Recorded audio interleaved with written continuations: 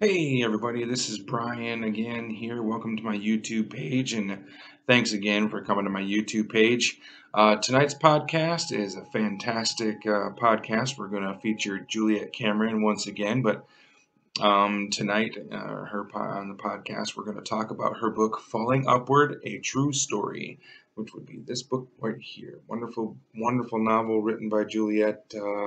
Goes into detail about her life and some of the things that she did in her life, but I'll leave her to talk about that when she comes on the show. So we'll be right back with you in just a moment. Hey everybody, thank you. Welcome back to my YouTube page, and as you can see, Juliet is standing and sitting in front of you on the computer screen there, on the video screen. And today tonight we're going to talk about your book, Falling Upward, A True Story. Yes. So without further ado, I'm just going to go ahead and just give that space to you, and please share. What would you like to know about the book? Well, first off, I'd like to know, question-wise, what drew you to write a book about your life? Why did you choose to write that story? Well, I did it for inspiration. You know, it wasn't that I wanted to tell a story about my woes and get stuck on the drama, but the biggest thing was to tell a really moving story of really intense times. It started from when I remember I was 4 years old, growing up in a very abusive home, and to take people through the course of that and out the other side. In other words, it wasn't a story about getting sucked down into that space, although it really just about killed me many times. It was about overcoming.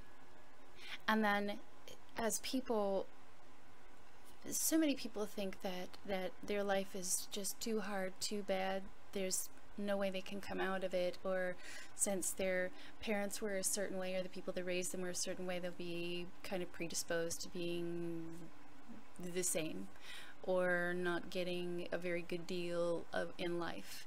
And the point of my writing this book was that no matter what happens to you, you have just as much ability as anyone else, even more so really, to elevate past that. I mean, as I say, everything that happens in our life pushes us towards consciousness, good or bad. So, but we tend to fall toward consciousness more through the state of suffering, intense suffering. And so if we can see it that way, as a space of not defeat, but preparing us for something bigger, then we don't feel sucked into those spaces of victimhood or hopelessness. As a lot of people who have gone through the things that you have gone through, because I for one, have read your book, as we stated before in a podcast before, and it's very inspirational, it's very touching. You know, when you speak of being sucked back into a dark void, and a lot of people who go through things like you went through do that, Yes. and they still are there today, even 10, 15 years down the road. Yeah. What kind of advice can you offer people to break out of that and to come Sure. to be a part, to break out of that, basically? You're not your circumstances. And I call this being under the presence of a shadow. And, you know, it feels more intense than that. You know, I went through years of really major depression, and I say I was a professional escape artist because anything that I could possibly do to get out of the post-traumatic stress disorder that I had, you know, if I could drink or do drugs or, you know, distraction, try to fall in love, anything that I could do to pull me, what I thought pull me out of that, it never worked. You see what I'm saying? The pain stayed.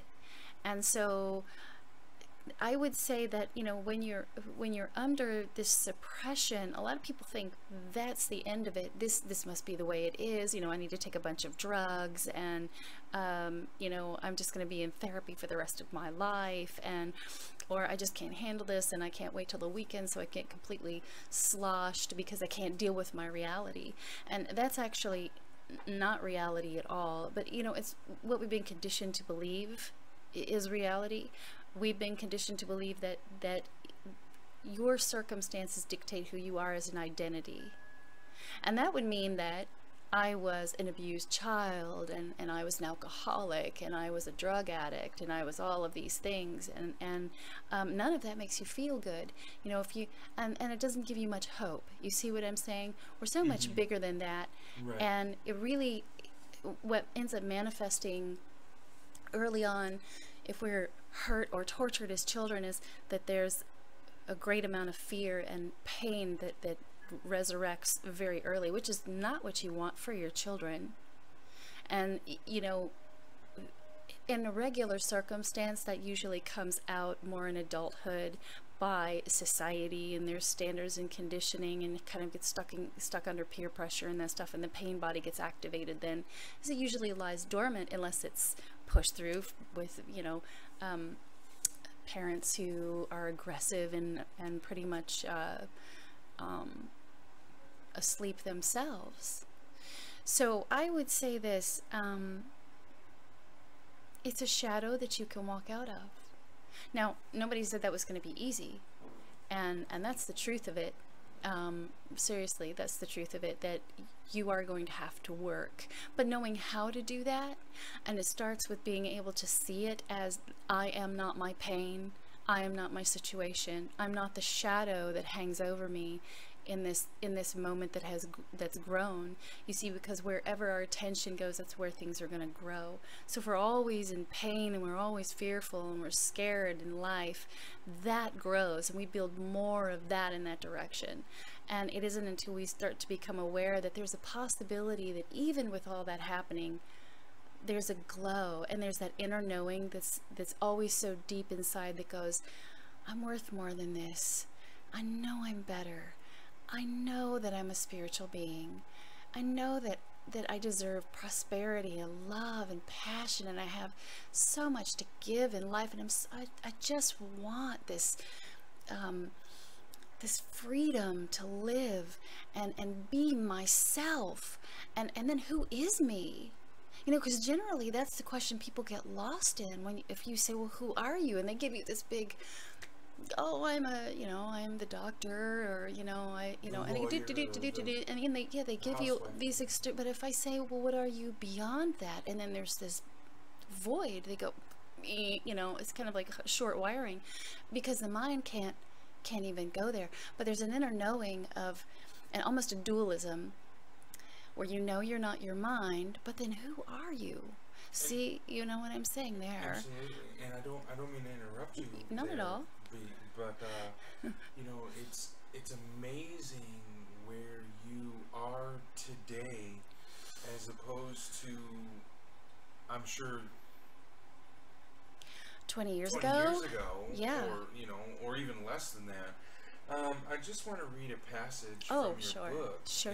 Go ahead. And maybe we can talk about that passage. Okay. Because you talked about, how you had mentioned that, people who've gone through your situation needs to, when they choose to step out of the darkness and realize that they are worth something, and that there is more to them, you're an inspiration to people, and I hope people find you. But the passage I want to read is this. It's on page 16 of your book, and it starts out with, no, he cocked his head. You've been told time and time again, just who do you think you are? He waited, but I didn't know what to say. You're nothing. Nothing. Say it. His face was burning red and his breath stank of cigarettes. I was terrified to speak, but tried to repeat the words. He yelled louder, "I can't hear you." "I'm nothing, and no one," I muttered. But it was not enough. I had to repeat it until he was pleased. "Do you know what you are?" he went on. "You're a piece of shit. You're worthless," he spat. Mm-hmm. To have somebody in your life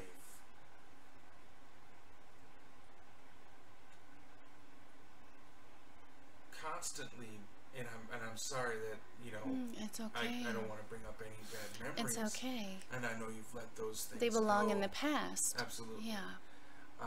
But for somebody, for a man to make a child repeat that Yeah. over and over and over again, man, what kind of belief does that instill into a child? Exactly. And like I say, you're inspiration for people in regards to being in a dark hole and saying, you know what? F this. I've had enough of this life, and I want to live, and I want to enjoy. And you know what you don't know as a child is you don't know that the perpetrator, the person doing that to you, is in so much pain and torture themselves, that they have so much self-loathing that they would have to go to such a dark place to do that to such an innocent child. You don't know that because you're being programmed to hate yourself, to question yourself. Now, do you hate yourself? No, but I did for a long time. In fact, I didn't want to be me, and I tried so many times to commit suicide. I should be dead. I should be dead. It's some of the things aren't written in the book. I literally laid in traffic. I got drunk, terribly drunk, and laid in traffic, and no cars came. And I got up, and cars came, and I said, "This is ridiculous." Well, things like looking out that. for you. Yes, Somebody yes. obviously said you had a bigger mission. Yeah, bigger goal. I took a bunch of pills, called Poison Control Center. They said you got to get to the hospital right away. I laid down. I was in a hotel room. I laid down. I said, "Great, this is it. It's finally over." I woke up in the morning and threw it all up. I mean, I was angry that I couldn't even die right. You know, talk about feeling like a total failure. Sure, sure. You know, that's, you know, it's inexcusable for anybody to do that to a child, period. I mean, to me, that's the most diabolical thing that you can do, is to ever hurt a child on any level like that. Withholding love from a child, instilling beliefs like that, unworthy, hate-inducing beliefs on a child, is inexcusable. No matter what kind of pain a person is going through, they should be responsible enough to just say, you know, I'm apparently not a good parent. But that doesn't happen. That doesn't happen. So, you know, that rolled into many, many years of me having so much like self-doubt. Who the heck am I? You know, what is my place in the world? Because that's what I knew. See, my father left when I was very young, which is a lot of people's story.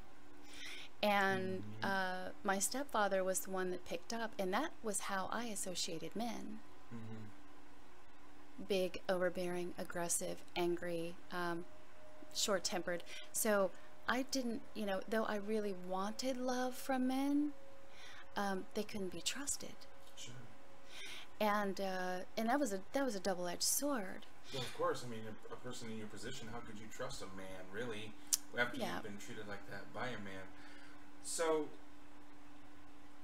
let's go ahead and jump forward now. Okay. And you are where you are. Just you know, like I say, you're very your story is very inspirational and very touching. And you know, for one, what an incredible journey you have been on. I feel in like your it's been life. several lifetimes. Sure, You know, when sure.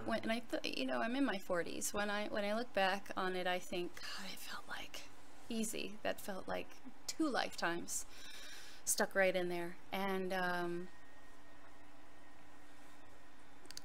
you know, I think the first big jump came when I was overcoming my cocaine addiction. And I said, I'm going to have to stop or I'm going to die. And one of the hardest things was that, you know, I had traits like my mother, and my mother was very abusive. So I would look in the mirror and I'd see this and I'd go, oh no, you know, I look like my mother, the woman who was so abusive to me. And I had a really hard time just allowing myself to be me. Because though she was a beautiful woman at one time, she was a very pained person. And I came out a lot, you know. And I had to be honest with myself. You know, at some point I had to just say, you're going to have to stop. And then the next hurdle was, you're not your mother. You have the best, you know, you have the best of her in you. You're not her.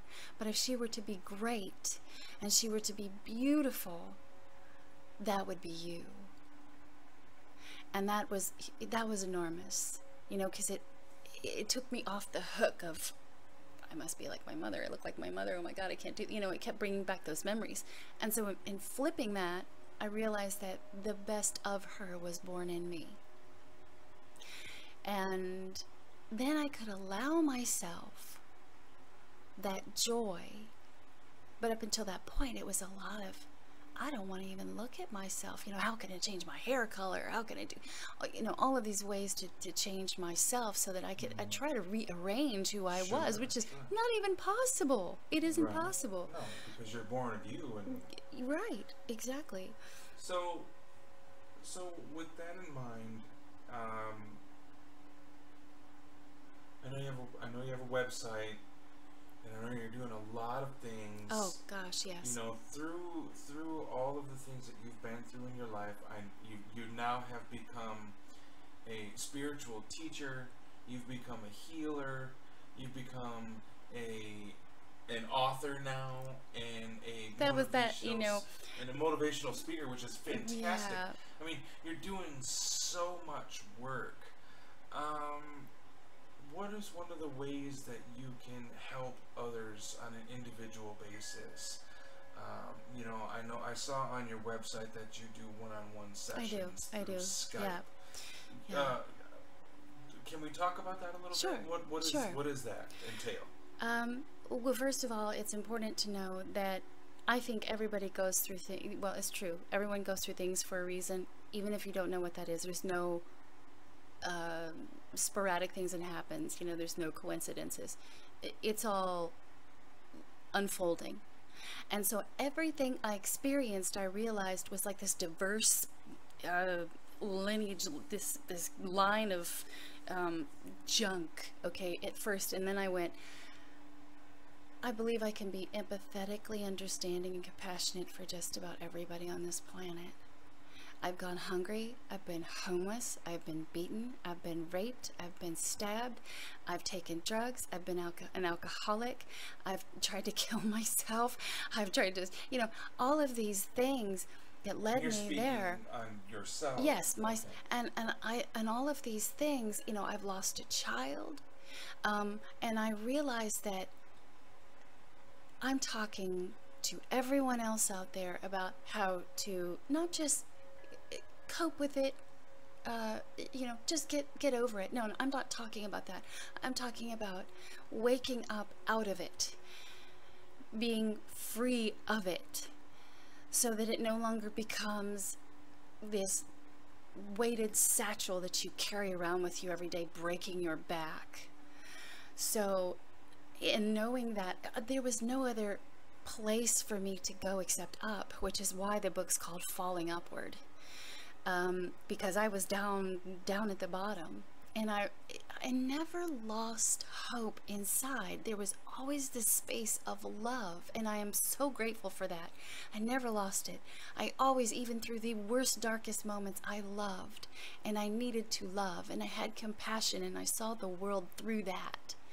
And so when I became a spiritual teacher, I saw other people in that same light, and I can see their suffering not as, oh, you're suffering. I see them as, I see the shadow, and then I see you in that shadow, and I want to bring that out.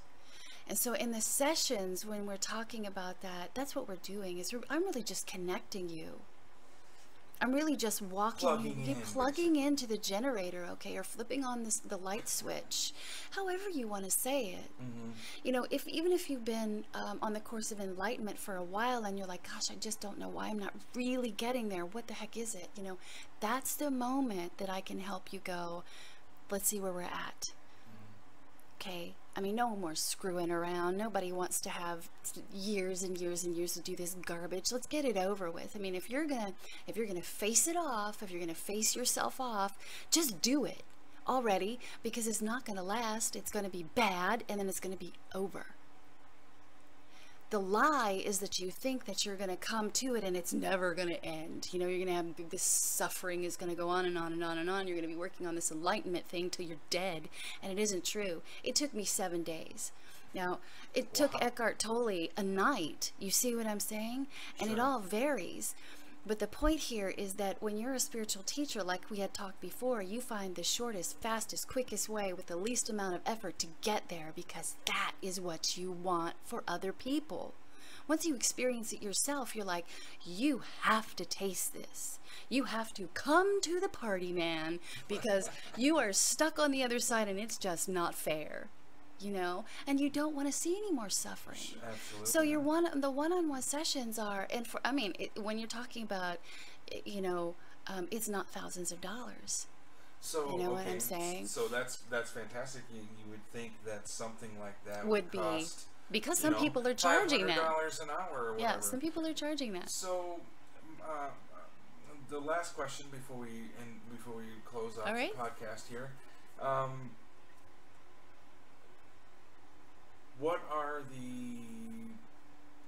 What's the requirements to do a one-on-one session, and how much are they? There's no requirement. You just be you. You show up. That's all you do. You click the button that says, I'm ready to change my life. And then you make the fee, which is $195 an hour. Okay, and how do you make that fee? Through Skype, it's PayPal. So you have to have a PayPal account set up first? Yeah. Okay. Yeah. And that's it. I mean, it doesn't get any more simple than that, you know.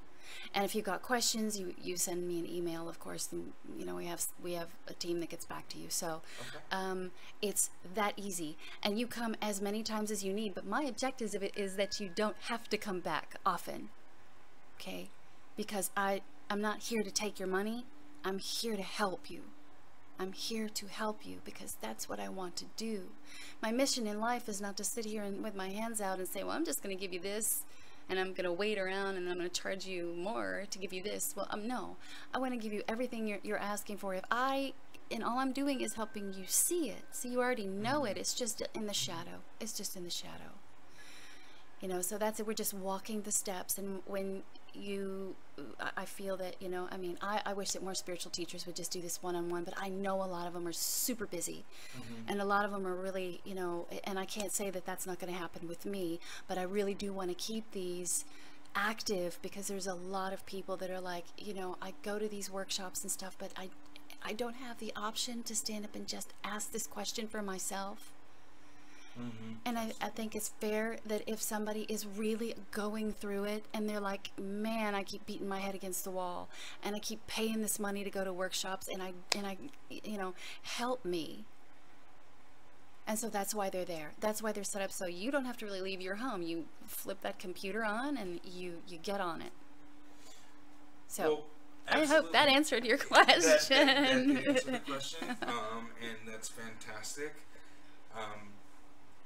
There's a If you want to see the book again, Yes, this is Falling Upward here. The So fantastic thing about this is this book is available on Juliet's website. yep, yep. Actually, oh, he says put it back up here. Put I it back can't up see there. it. This book is available on Juliet's website, Yep. and that is www.juliet, Cameron. Cameron, ONLLC.com. Yes. That book is available there, and But we do, I do my best to bring those books to an event, and oh my gosh, are we having fun at those sessions. So, bring a book to an event and I'll sign it. fantastic. All right. Okay, great. Wonderful.